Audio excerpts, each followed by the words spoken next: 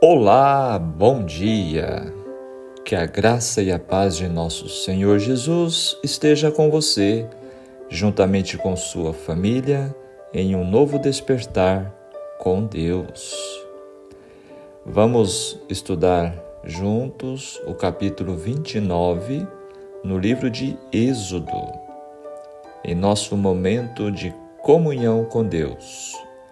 O tema: a consagração de Arão e seus filhos. No capítulo de ontem, 28, nós vimos sobre a escolha de Arão e as vestes sacerdotais.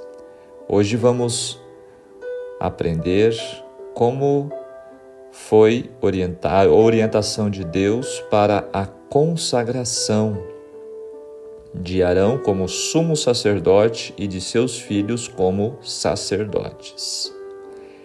Êxodo 29 continua com as instruções para a consagração dos sacerdotes que serviriam no tabernáculo.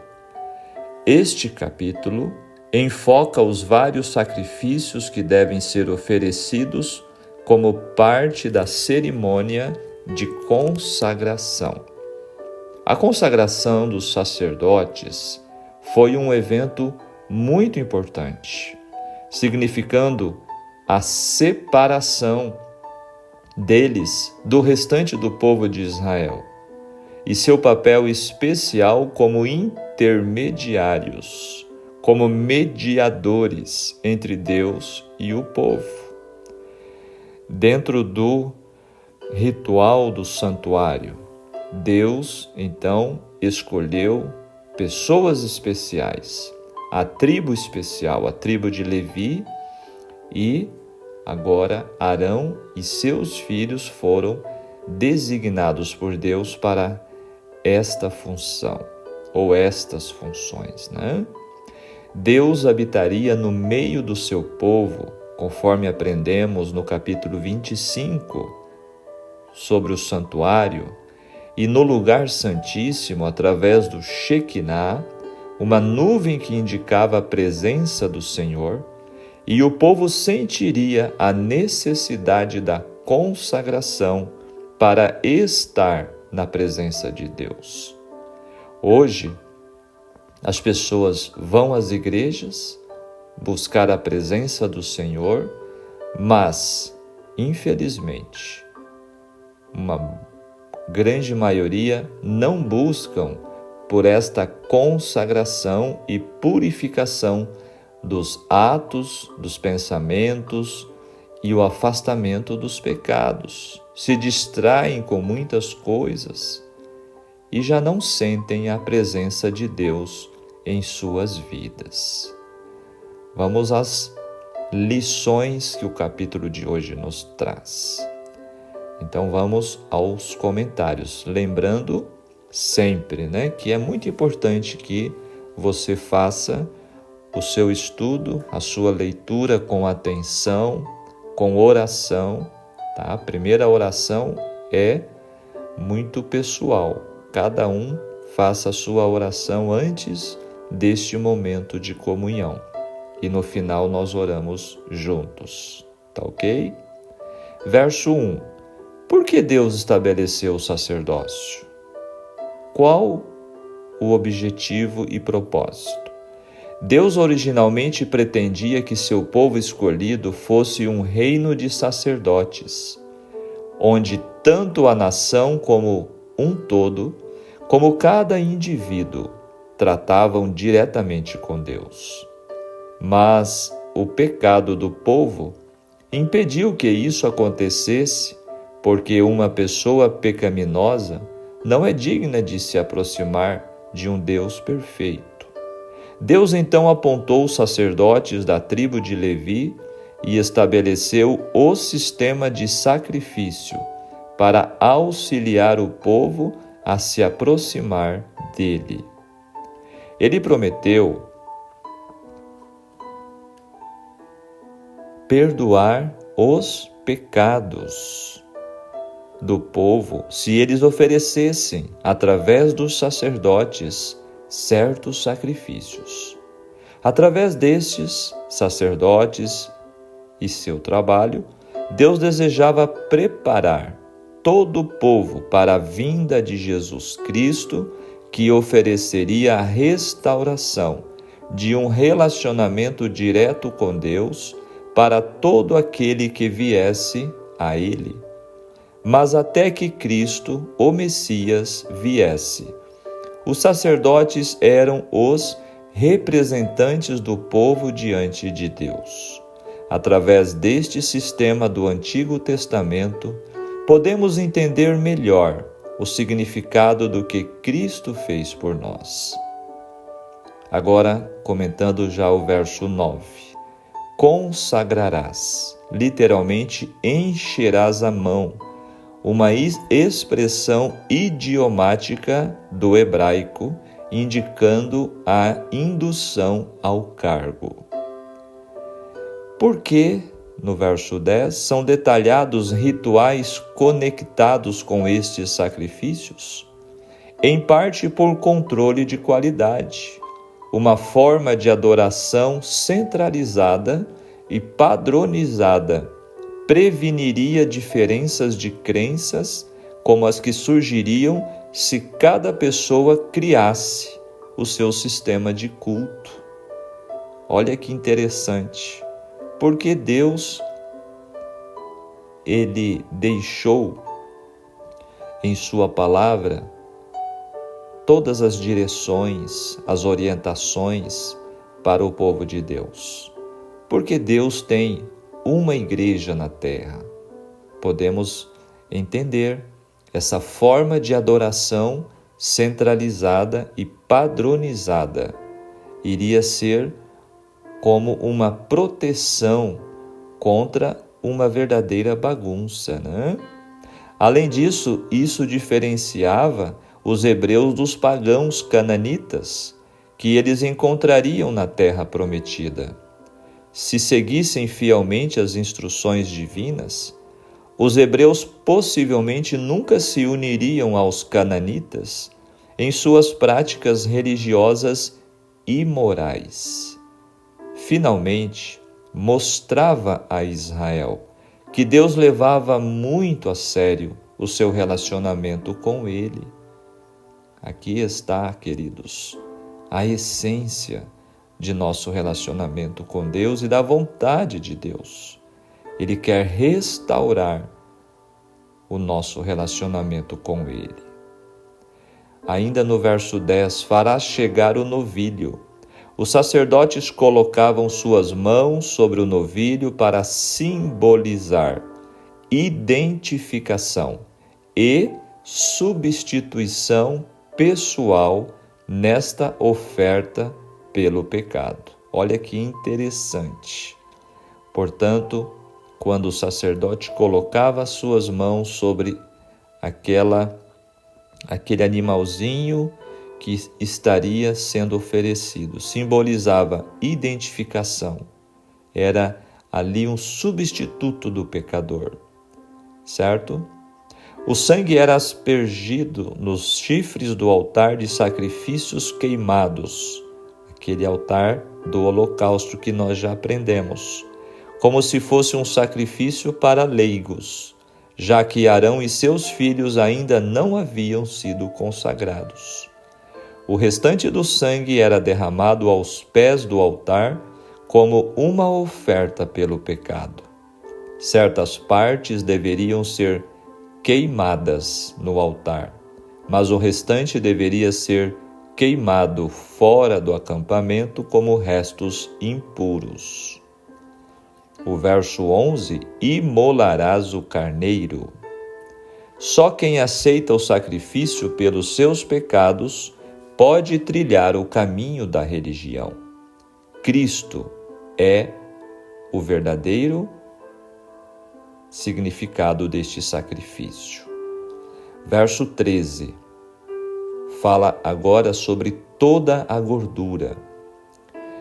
Amados, a gordura era em geral considerada a melhor parte do sacrifício e, portanto, a mais aceitável a Deus. Isto provavelmente se devia em parte de que ela queimava como uma chama viva e ajudava a consumir o restante do sacrifício. Fala também do redenho do fígado, uma membrana que cobre a parte superior do fígado e o une ao estômago.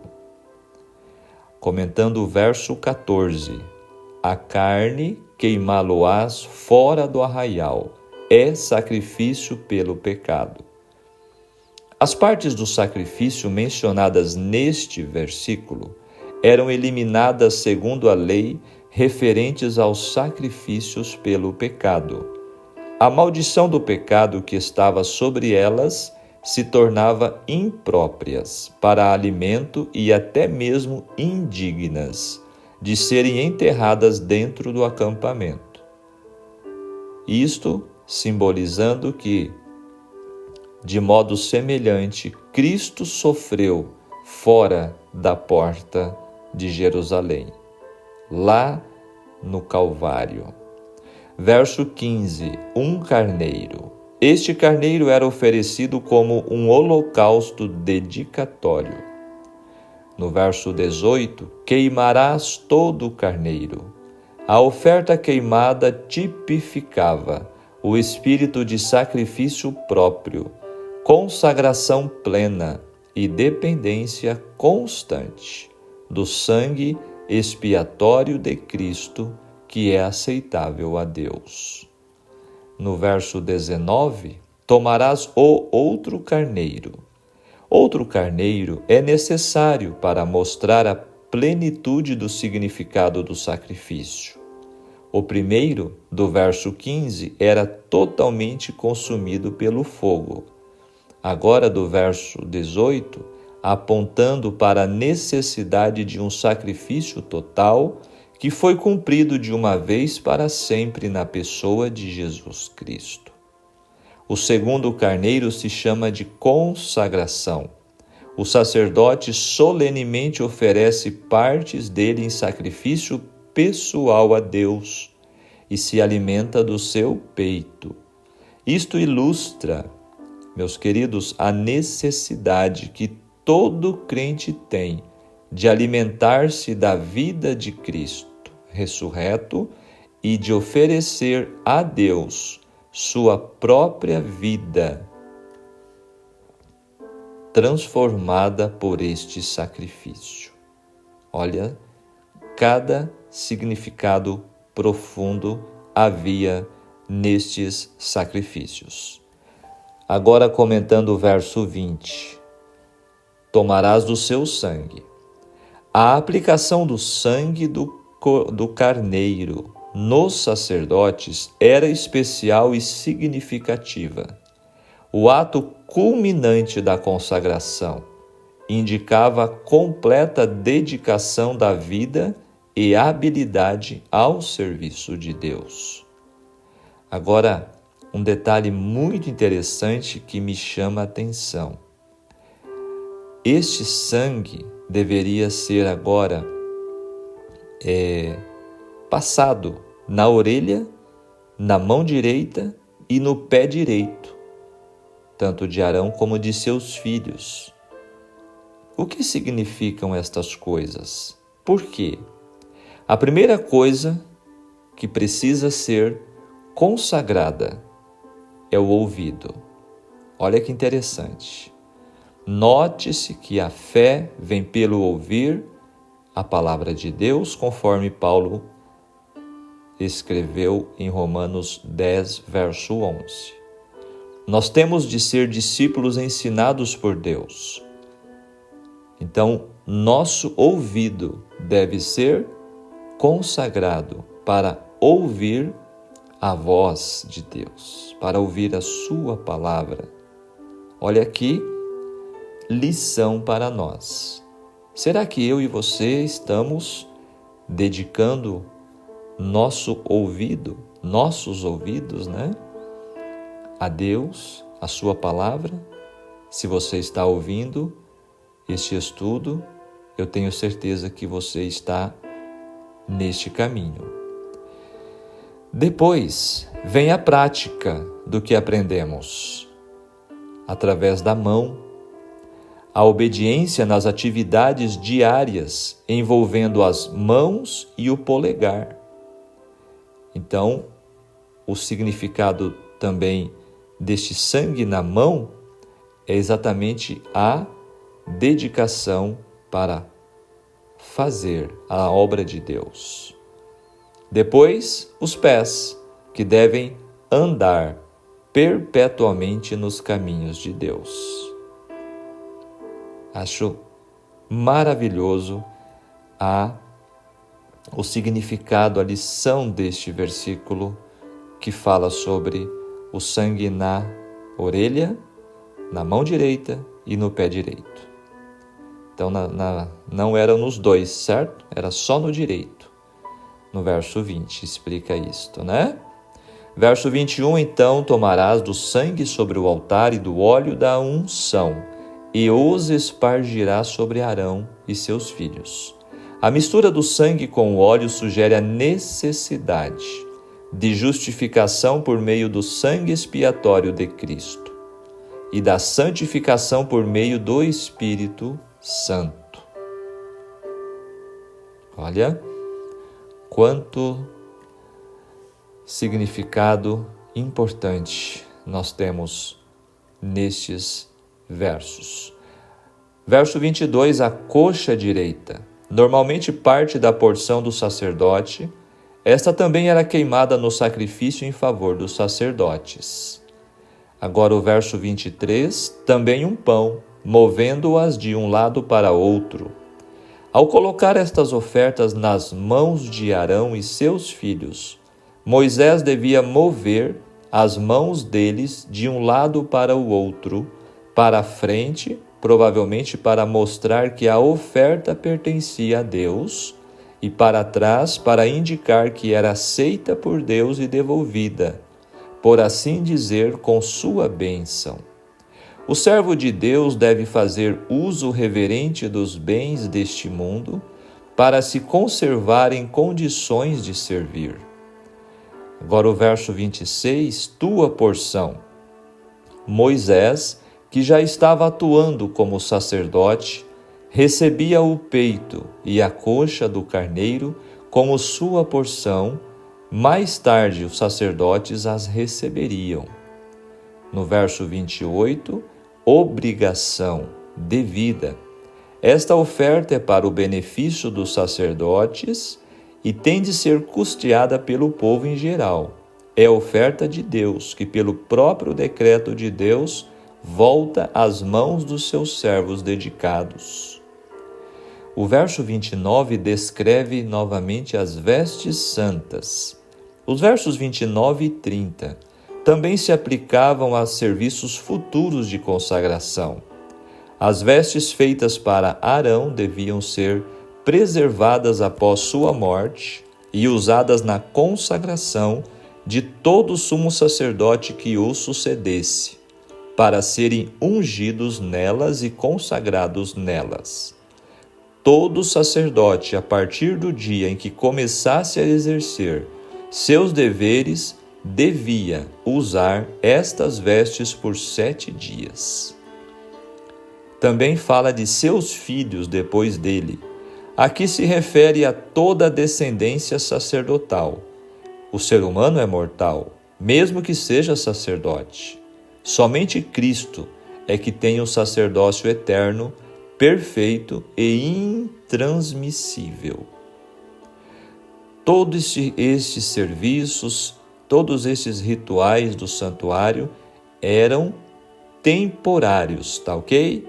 Eles foram estabelecidos apenas enquanto Jesus não viesse nascer neste mundo como o verdadeiro sacerdote, como o cumprimento de todos os símbolos que o sacerdote e que o santuário revelava. Verso 32, pão, isto inclui as ofertas descritas dos versos 2 e 3, depois de tirar a porção que pertence ao holocausto. No verso 33, A ordem era que o estranho não comesse delas. Não um estrangeiro, mas alguém que não fosse sacerdote. Era algo exclusivo ao sacerdote. No verso 34, se sobrar alguma coisa, o sacrifício solene pelo pecado não pode ser participado por estranhos em sua prática, nem guardado como se fosse simples comida. É esta atitude que o Novo Testamento requer com respeito à ceia do Senhor, que é a lembrança vívida do sacrifício em que Cristo se ofereceu por nós. No verso 35, 7 dias. O ritual da consagração de Arão e seus filhos devia ser realizado em cada um dos 7 dias seguintes. Isso simbolizava a perfeição ideal. Olha quantos detalhes, né? No verso 37, note a esmagadora ênfase na santidade de Deus. Os sacerdotes, as roupas, o tabernáculo, o sacrifício deveriam estar limpos e consagrados, preparados para se encontrar com Deus. Olha que importante isso. Em contraste, hoje tendemos a considerar o favor de Deus como garantido, nos apressando no louvor e o tratando com desconsideração quase casual. Mas nós louvamos o poderoso Criador e sustentador do universo. Lembre-se desta profunda verdade quando você orar ou adorar e chegar até a presença de Deus. Olha que apelo importante a palavra de Deus nos traz hoje. No verso 38, cada dia continuamente. Os requisitos para as ofertas sacerdotais diárias são revistos. O autor de Hebreus faz um contraste entre estes sacrifícios diários pelos pecados e o sacrifício definitivo de Cristo, no capítulo 10 de Hebreus. E o verso 43, para que por minha glória sejam santificados. É a revelação da glória de Deus aos homens que os transforma e os santifica. O crente deve ser transformado de glória em glória pela revelação de Cristo até ser semelhante a Ele. No verso 44, santificarei Arão e seus filhos. Isto foi realizado de forma miraculosa quando Arão colocou o seu primeiro sacrifício sobre o altar. No verso 45, e habitarei no meio dos filhos de Israel. Isso se refere, em primeiro lugar, ao Shekinah, no Santo dos Santos, mas num sentido mais amplo, ao cuidado, à proteção e à salvação divina, estendida por meio da graça ao povo escolhido, ano após ano. Só no mundo futuro é que nenhum pecado e nenhuma tristeza poderá ofuscar a glória desta intimidade. Olha que coisa linda. Esta passagem dos versos 42 a 46 declara o objetivo do Êxodo e do livro. Deus tirou seu povo do Egito para que ele pudesse habitar no meio deles. O relacionamento da aliança entre Deus e o seu povo é fundamentalmente um relacionamento de comunhão entre Deus e o homem. Olha que profundo isso aqui. A ação de Deus ao retirar os israelitas do Egito mostrou o grande desejo de Deus de estar com eles e os proteger. Ao longo da Bíblia, Deus mostra que Ele não é um Senhor de terras ausente. Ele deseja viver entre nós, em nossos corações. Amados, não exclua Deus de sua vida. Permita que Ele seja seu Deus. Através de sua obediência, a sua palavra e comunicar-se com ele através da oração. Deixe-o ser seu senhorio presente. Linda reflexão o capítulo de hoje nos traz, lindas lições, né? Preciosos, profundos textos. Agora, complementando nosso entendimento no espírito de profecia sobre a consagração dos sacerdotes. Depois da dedicação do tabernáculo, os sacerdotes foram consagrados ao seu ofício sagrado. Estas cerimônias ocuparam 7 dias, cada um assinalado por cerimônias especiais. No 8º dia, deram início ao seu ministério. Auxiliado por seus filhos, Arão ofereceu os sacrifícios que Deus ordenara e levantou as mãos e abençoou o povo. Tudo havia sido feito conforme Deus indicara. E ele aceitou o sacrifício e revelou sua glória de maneira notável. Fogo veio do Senhor e consumiu a oferta sobre o altar. O povo olhou para esta maravilhosa manifestação de poder divino. Com espanto e intenso interesse, nela viram o sinal da glória e favor de Deus e alçaram uma aclamação geral de louvor e adoração, caindo sobre seu rosto como se estivessem na presença imediata de Jeová. Patriarcas e Profetas, página 359. Agora, um próximo texto nos diz o seguinte: todas as coisas ligadas ao vestuário e conduta dos sacerdotes deviam ser de molde a impressionar aquele que as via, dando-lhe uma intuição da santidade de Deus, santidade de seu culto e pureza exigida daqueles que iam à sua presença. Não somente o santuário em si, mas o ministério dos sacerdotes deviam servir de exemplar e sombra das coisas celestiais, conforme Hebreus 8, 5. Assim, foi isto de grande importância, e o Senhor, por meio de Moisés, deu a mais definida e explícita instrução concernente a cada ponto deste ritual típico. O ministério no santuário consistia em 2 partes, um serviço diário e outro anual. O cerimonial diário era efetuado no altar dos holocaustos, no pátio do tabernáculo, bem como no lugar santo, ao passo que o rito anual era no lugar santíssimo. Nenhum olho mortal, a não ser o do sumo sacerdote, devia ver um compartimento interno do santuário.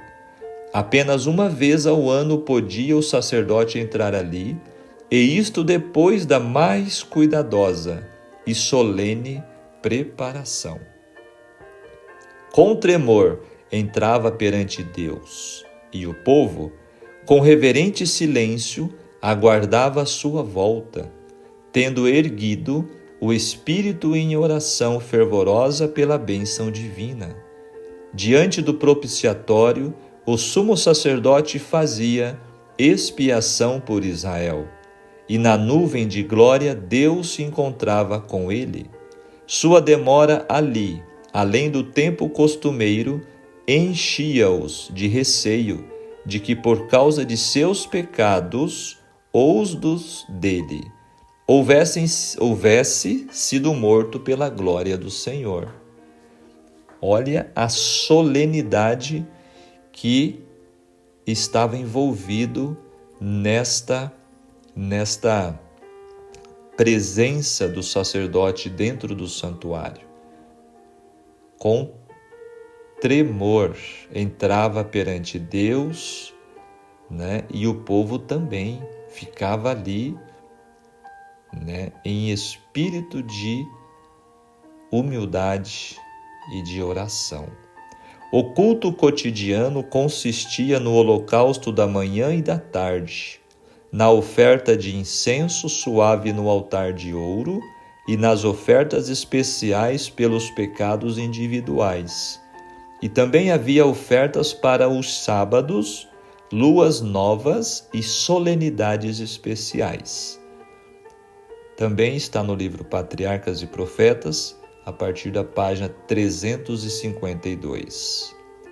Amados, o que o capítulo 29 nos ensina para hoje, para os nossos dias, uma vez que essas instruções, estes capítulos, estão relacionados com o santuário terrestre, com os sacerdotes terrestres. E hoje, consagração requer submissão a Deus, disposição de seguir definitivamente a soberana vontade de Deus em todas as questões, no trabalho, em nossas roupas, em nosso modo de vestir, a nossa alimentação, a família, práticas religiosas, como nós temos oferecido o nosso culto a Deus. Isso tudo implica numa entrega total de nossos interesses para viver aos interesses de Deus, que são melhores que os nossos. A mensagem deste capítulo importa a cada um de nós, porque na nova aliança, Jesus é o sumo sacerdote e nós, seus sacerdotes que estão ao seu serviço. Assim como foi importante a consagração para o serviço a Deus no Antigo Testamento, é fundamental hoje também. O propósito de Deus para a consagração está no último versículo, como clímax do capítulo 29 de Êxodo.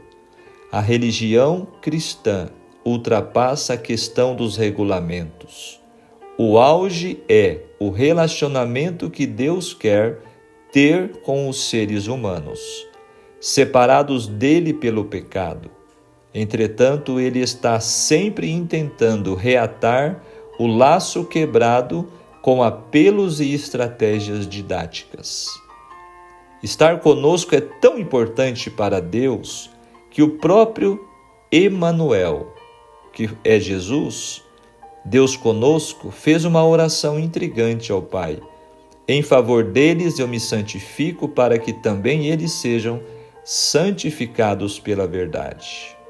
Jesus é o Cordeiro oferecido em sacrifício para tirar o pecado do mundo, ilustrado na cerimônia de consagração do sacerdote e de sua família no capítulo de hoje.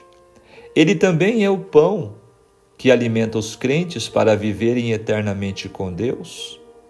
Amados, a santificação é o caminho para Deus operar maravilhas em nosso meio. Foi essencial para fundamentar a igreja cristã que deu início no Pentecostes com grande poder evangelístico. Deus almejava um ministério poderoso para os hebreus recém-libertos da escravidão egípcia. O mesmo deseja a nós hoje, que vivemos no fim da escravidão do pecado. Queridos, Jesus é a água que lava nossas impurezas. Quando da parte de Deus, nosso Salvador, se manifestarem a bondade e o amor pelos homens, não por causa de atos de justiça por nós praticados, mas devido à sua misericórdia, ele nos salvou para lavar regenerador e renovador do Espírito Santo.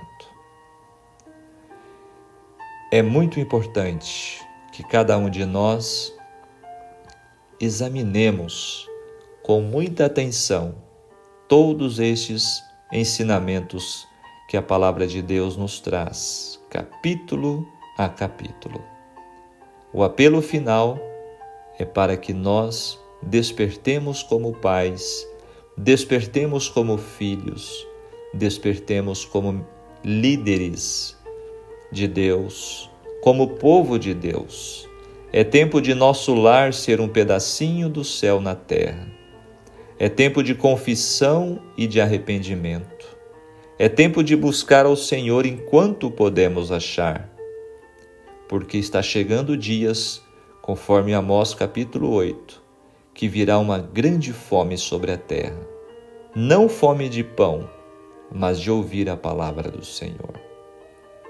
Então, seja o nosso coração um sacrifício contínuo de amor a Deus, este Deus que nos salvou, e todos saberão que Jesus é o Senhor, o nosso Deus, o nosso Redentor. Amém. Que Deus seja louvado por sua palavra. Como é bom, todos os dias, antes de nossas atividades, separar este tempo para estar a sós com Deus, ouvindo a sua voz e falando com Ele também em oração. Que Deus te abençoe. Vamos orar? Maravilhoso Deus e querido Pai Celestial, em nome de Jesus, muito obrigado pela sua misericórdia que se renova mais um dia em nossas vidas. Obrigado, Senhor, pelo despertar contigo. Obrigado, Senhor, por tua palavra que nos traz, Senhor, preciosos ensinamentos, nos traz esperança, conforto, ânimo e fé. Senhor, ajude-nos para que, assim como os sacerdotes eram consagrados, separados para o teu serviço, para um relacionamento íntimo contigo, cada um de nós possamos ser também. Nossos ouvidos, as nossas mãos e os nossos pés, o nosso ser inteiro dedicamos a Ti. Senhor, abençoe cada pessoa que está acompanhando este estudo e esta oração. Fica conosco. Em nome de Jesus te pedimos. Amém. Muito bem, amigos, companheiros de jornada bíblica de despertar com Deus. Que Deus te abençoe. Tenham todos um ótimo dia e até amanhã, se Deus nos permitir. Tchau, tchau.